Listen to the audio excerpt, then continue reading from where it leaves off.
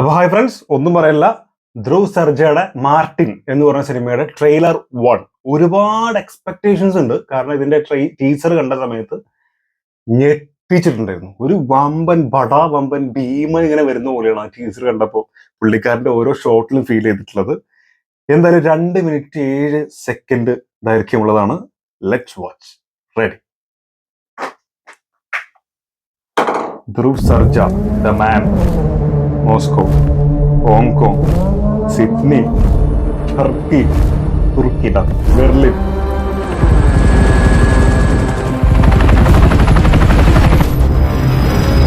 तो मरने दो। वो इंडियन हमारी पाकिस्तान की जमीन पे आके क्राइम करता है, उसको यहाँ पाकिस्तान आना ही क्राइम है।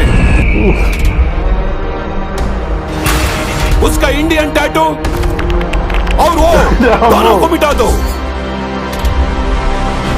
पाकिस्तान की जमीन में गाड़ दो उसको।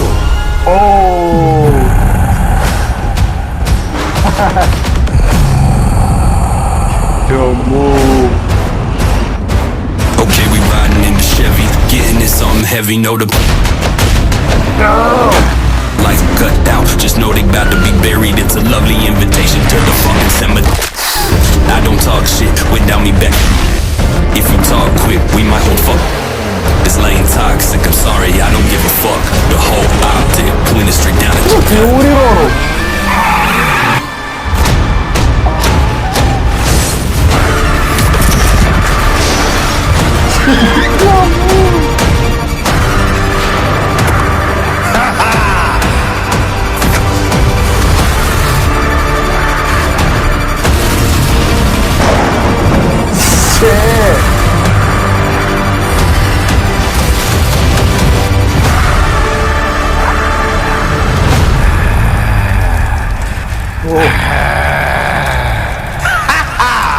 Don't teach father how to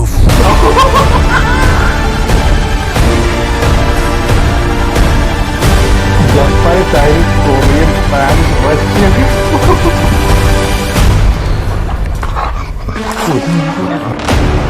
October 11th.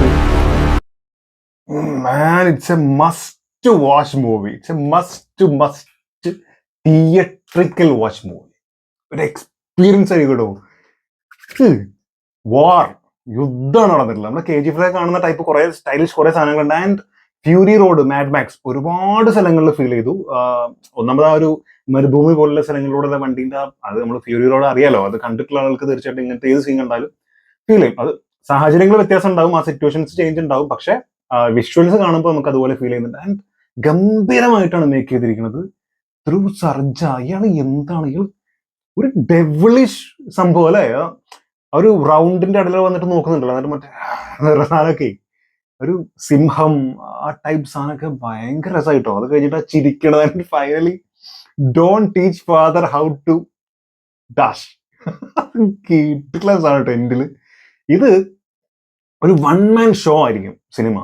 മൊത്തത്തിൽ ടീം വർക്ക് അല്ല പറയുന്നത്, ടീം വർക്കൊക്കെ കിട്ടില്ല സാധനമായിരിക്കും. കാരണം ഇതിന്റെ ടെക്നിക്കൽ വശങ്ങളാണെങ്കിലും അല്ലാതെ ബാക്കി ഏത് ഭാഗത്താണെങ്കിലും അത് ഭയങ്കര നന്നായിട്ട് ചെയ്തിട്ടുണ്ടാവും.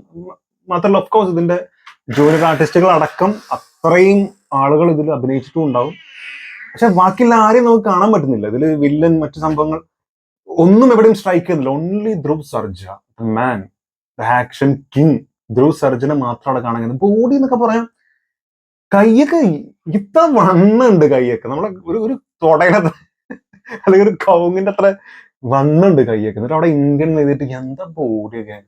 ശരിക്കും ഒരു മോൺസ്റ്റർ ആ ഫീലാണ് കിട്ടുന്നത്. ധ്രുവ് സർജ വന്ന് ഇറങ്ങുന്നത് മുതൽ മുഴുവൻ പുള്ളിക്കാരനെ കാണിക്കുന്ന ഓരോ ഷോട്ടും ഒരു മോൺസ്റ്റർ ഇങ്ങനെ വന്ന് നിൽക്കുന്ന പോലെയാണ്. മാത്രമല്ല പുള്ളിന്റെ ആ കണ്ണ്, ആ ഫസ്റ്റ് ഷോട്ട് കഴിഞ്ഞിട്ട് ഇങ്ങനെ നടക്കുമ്പോൾ ഇങ്ങനെ നോക്കി പോകുന്ന ഒരു സാധനം, ആ കണ്ണിൽ ഇങ്ങനെ റെഡ് ആയിട്ടൊരു അതേ പറഞ്ഞു ഒരു ഡെവിളിഷ് സാധനം ആ ഐസിൽ ഇങ്ങനെ കാണാൻ കഴിയും.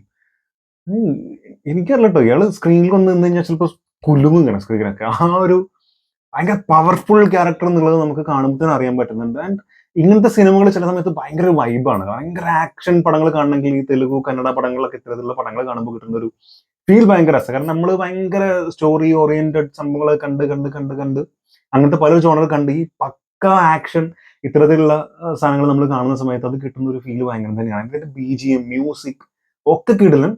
പിന്നെ ഹിന്ദിയാണ് ഞാൻ കണ്ടത്. വേറെ ലാംഗ്വേജ് ഉണ്ട്, കന്നഡ തപ്പി കിട്ടിയില്ല, അതുകൊണ്ടാണ് ഹിന്ദി എടുത്തിട്ടുള്ളത്. എനിവേ കിട്ടില്ല.